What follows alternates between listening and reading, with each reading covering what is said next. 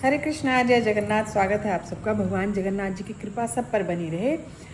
वर्तमान में हम कार्तिक मास का पालन कर रहे हैं, जो कि 17 अक्टूबर से प्रारंभ हुआ है और ये रहेगा 15 नवंबर तक, ये रहेगा पूर्णिमा तक। अर्थात शरद पूर्णिमा से प्रारंभ होकर कार्तिक पूर्णिमा तक ये रहेगा कार्तिक मास। तो इस मास में अगर अभी तक आप लोग पालन कर रहे हैं तो बहुत अच्छी बात है।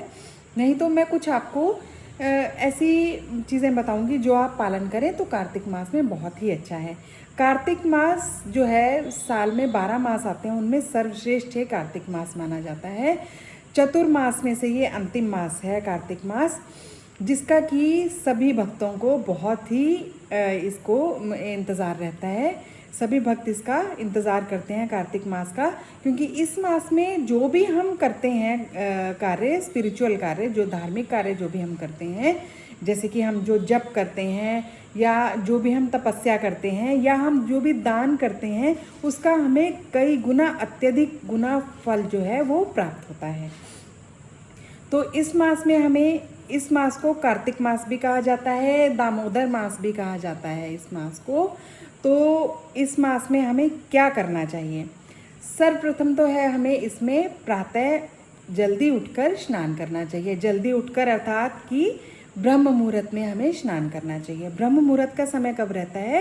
प्रातः जब सूर्योदय होता है उससे 1.5 घंटा तक जो है ब्रह्म मुहूर्त का समय रहता है। तो उस बीच में हमें स्नान करना चाहिए। जल्दी उठेंगे तभी हम जल्दी स्नान कर पाएंगे। रात को जल्दी सोने का प्रयास कीजिए, तभी हम प्रातःकाल भोर में जल्दी उठ पाएंगे।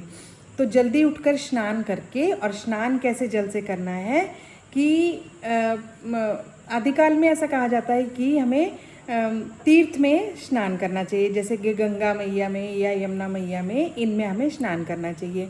पर वो अभी पॉसिबल नहीं है किसी के लिए। तो हम क्या कर सकते हैं, कुछ बूंदें गंगा जल की अपने जो है पानी में डालकर उससे स्नान कर सकते हैं।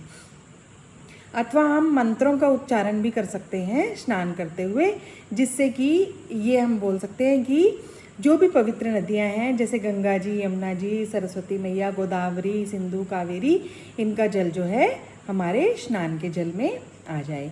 तो और हमें कैसे जल से स्नान करना है? हमें बहुत अधिक गर्म जल से स्नान नहीं करना है।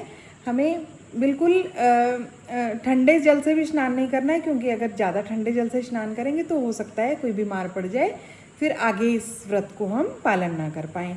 तो ऐसा हो कि गुनगुना पानी हो, जिससे आपको ठंडा भी ना लगे और अधिक गर्म भी ना हो, उससे स्नान कीजिए। सर्वप्रथम ये है कि स्नान करना है ब्रह्म मुहूर्त में। दूसरा ये है कि भगवान की आरती पूजा प्रातःकाल में ही करनी है, जिसको मंगल आरती बोला जाता है। तो प्रातःकाल में भगवान की सेवा करके उनको जब हम उठाते हैं घर में, अगर आपके अर्चा विग्रह हैं तो आप जानते होंगे कि किस प्रकार से उनकी सेवा की जाती है। उनको ब्रह्म मुहूर्त में उठा के उनको दूध का और जो है लड्डू आदि या मेवों का, किशमिश आदि का, इनका भोग लगाया जाता है भगवान को, फिर उनकी आरती की जाती है। ये भी हमें प्रातःकाल में ही करनी है। उसके बाद आप अपना जप कर सकते हैं। जब भी आप, जो भी आप जप करते हैं, पहले जो जप करते थे आप दिन में कर लेते थे या कभी भी कर लेते थे, वो जप आप प्रयास कीजिए कि प्रातःकाल में, भोर में कीजिए। जो प्रातःकाल का जप किया जाता है उसका हमें बहुत ही अच्छा फल मिलता है। उससे हमारी भक्ति बढ़ती है, हमारी भक्ति में रुचि बढ़ती है, भगवान की सेवा में रुचि बढ़ती है हमारी। तो ये एक चीज़ करनी है। और क्या कर सकते हैं हम कि हम कोई भी एक संकल्प या व्रत का पालन कर सकते हैं कि जिस प्रकार से जो भी हम लोगों को कोई प्रिय वस्तु है खाने में, हम उसका इस माह के लिए त्याग कर सकते हैं। जैसे किसी को मीठा बहुत अत्यधिक प्रिय है, मिठाई प्रिय है, तो वो किसी एक फल मिठाई का या किसी भी मिठाई को, या कोई एक जिसको फल कोई अत्यधिक प्रिय है, उस फल को इस माह में त्याग सकते हैं। ये नहीं कि हम कहें कि हम लोगों को तो तोरी या घिया पसंद नहीं है, हम लोग इसका त्याग कर देंगे इस माह में। ऐसा नहीं करना है, अपनी प्रिय वस्तु का त्याग करना है, तभी तो वो तपस्या हुई ना। तो ये एक चीज़ हो गई। और व्रत का पालन हम कैसे कर सकते हैं कि जैसे अगर हम 3 दिन में 3 समय भोजन करते हैं तो हम 2 समय भोजन करते हैं। 2 समय भोजन करते हैं तो हम 1 समय भोजन करते हैं दिन में।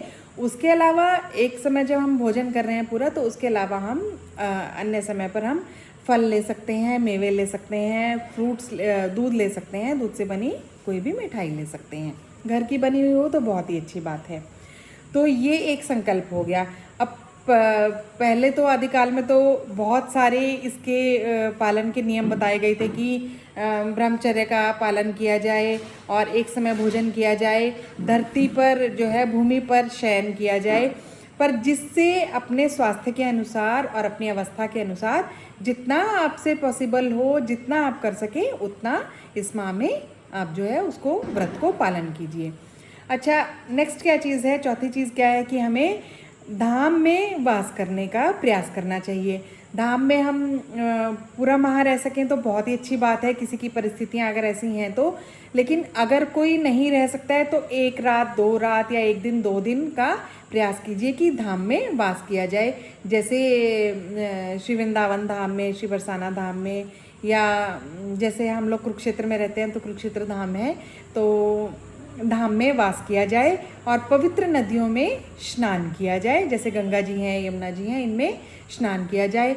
और क्या किया जाए, और जो है शास्त्रों को पढ़ा जाए। शास्त्र में क्या आ गए कि श्रीमद् भागवतम और श्रीमद् भगवत गीता प्रतिदिन जो है संकल्प लेकर कि हम जो है प्रतिदिन 1 श्लोक 2 श्लोक श्रीमद् भगवत गीता के अवश्य पढ़ेंगे।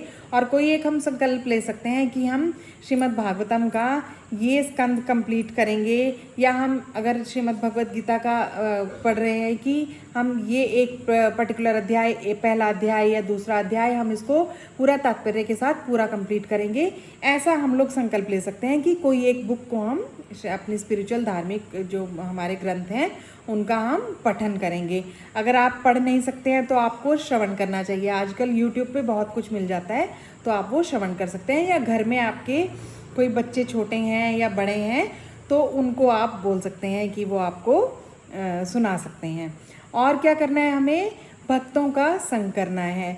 भक्तों का संग कैसे करना है कि मंदिर में जाकर हम लोग जो है आरती में सम्मिलित हो सकते हैं, वो कर सकते हैं। हम लोग आरती में सम्मिलित हो सकते हैं। अपने घर में भी हम जो है कार्यक्रम रख सकते हैं जिसमें हम भक्तों को बुलाकर उनसे कीर्तन, उनके साथ कीर्तन कर सकते हैं, सत्संग कर सकते हैं, हरिनाम संकीर्तन कर सकते हैं, और उनको प्रसादम भी भगवान को भोग लगाकर हम खिला सकते हैं।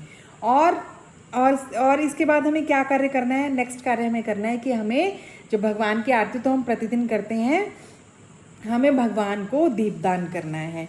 दीपदान अर्थात आप बत्ती बनाकर उसको शुद्ध घी में या तिल के तेल में, जो भी शुद्ध मिल जाए, उसमें आप उसको भिगोकर, और घर में जो जितने भी सदस्य हैं प्रत्येक सदस्य जो है भगवान को दीपदान करे। भगवान को दीपदान कैसे करना है, श्री जो है दामोदर भगवान है, यशोदा मैया के साथ उनकी जो आप फोटो है वो आप ले सकते हैं।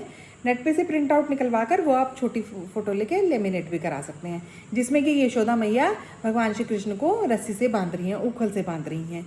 वो वाले दामोदर भगवान की आपको पिक्चर लेकर और दीपदान करना है। दीपदान कैसे करना है, दीप को प्रज्वलित करके भगवान के चरणों में हमें 4 बार ऐसे घुमाना है, और 2 बार हमें भगवान के वक्षस्थल पर घुमाना है, और 3 बार भगवान के मुखमंडल पर घुमाना है, और संपूर्ण शरीर पर 7 बार घुमाना है। इस प्रकार से हमें दीपदान करना है। तो भगवान को दीपदान करना है, और दामोदर अष्टकम का हमें पढ़ना है। दामोदर अष्टकम आप पढ़ सकते हैं, आप नेट पर देखेंगे आपको दामोदर अष्टकम के नाम से मिल जाएगा। तो ये भगवान से श्री दामोदर का, भगवान श्री कृष्ण का इसमें पूरी लीला का वर्णन है, वो हमें पढ़ना है। और हम गोपी गीत भी पढ़ सकते हैं। गोपी गीत श्रीमद् भागवतम में से लिया गया है, ये हम पढ़ सकते हैं। गोपी गीत का भी हमें पठन करना है। और श्रीमती तुलसी देवी के जो गमले में या अपने घर में जहाँ पे भी लगाई हुई है, वहाँ पर भी आप, वैसे तो हमें प्रतिदिन जो है तुलसी मैया की आरती सुबह शाम करनी चाहिए, परंतु कार्तिक मास में विशेषतः हमें तुलसी माता की आरती भी करनी है, दीपदान भी करना है, और जल भी देना है उनको। तो ये कार्य हम लोग कर सकते हैं। अगर आप ये सब कार्य कर रहे हैं तो बहुत ही अच्छी बात है। नहीं तो आप जो है जितना भी इनमें से जिन भी नियम का आप फॉलो कर सकें, जिनको भी आप पालन कर सकें, अधिक से अधिक प्रयास कीजिए कि इनका पालन कीजिए।